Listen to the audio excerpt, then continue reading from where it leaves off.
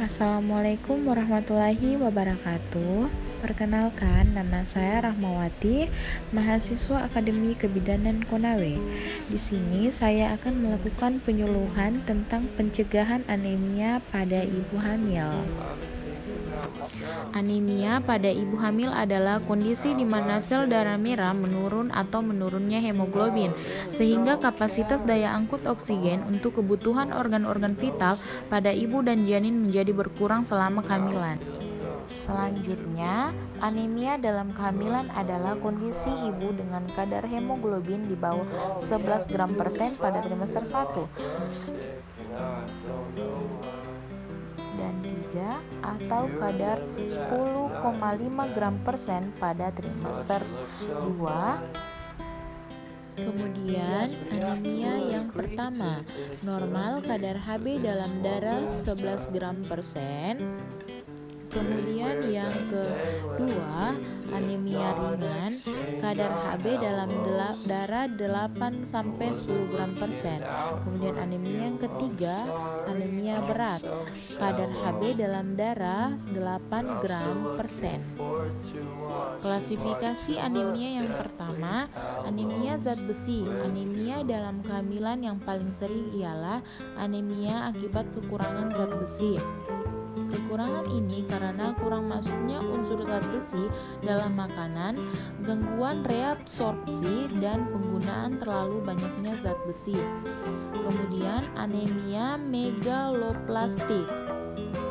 Anemia megaloplastik dalam kehamilan disebabkan karena defisiensi asam folat.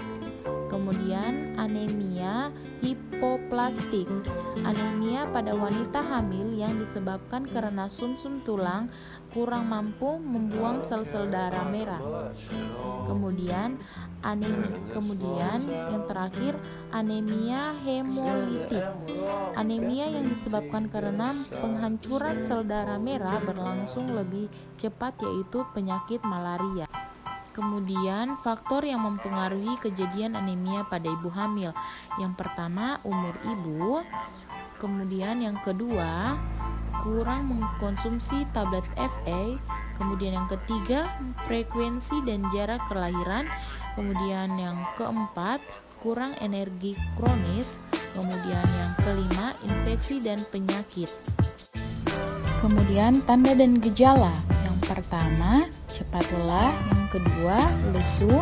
Yang ketiga, berkunang. Yang keempat, pusing. Kemudian yang kelima, gampang pingsan. Yang keenam, sesak napas saat beraktivitas dan berolahraga berat. Kemudian yang ketujuh, permukaan kulit dan wajah pucat. Kemudian yang kedelapan, mual muntah lebih hebat dari hamil muda. Kemudian yang kesembilan, jantung berdebar-debar.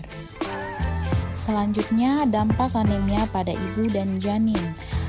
Pada ibu, yang pertama, keguguran. Kemudian yang nomor 2, partus prematus. Kemudian nomor 3, asensia uteri dan partus lama, ibu lemah. Kemudian yang nomor 4, shock.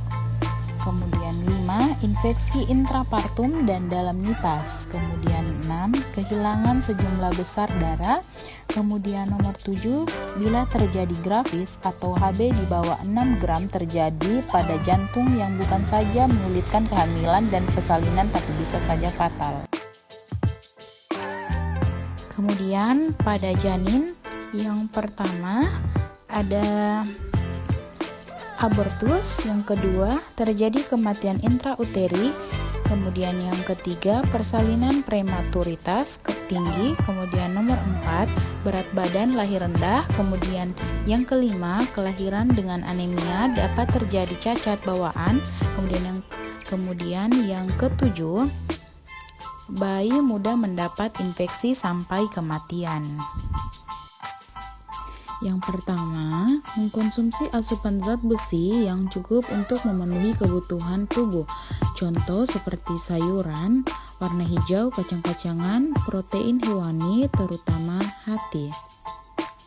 Yang kedua, mengkonsumsi makanan kaya akan vitamin C seperti jeruk, kemudian tomat, mangga, dan lain-lain.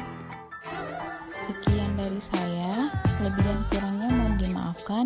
Saya akhiri dengan ucapan wabillahi taufiq wal hidayah. Wassalamualaikum warahmatullahi wabarakatuh. Dadah.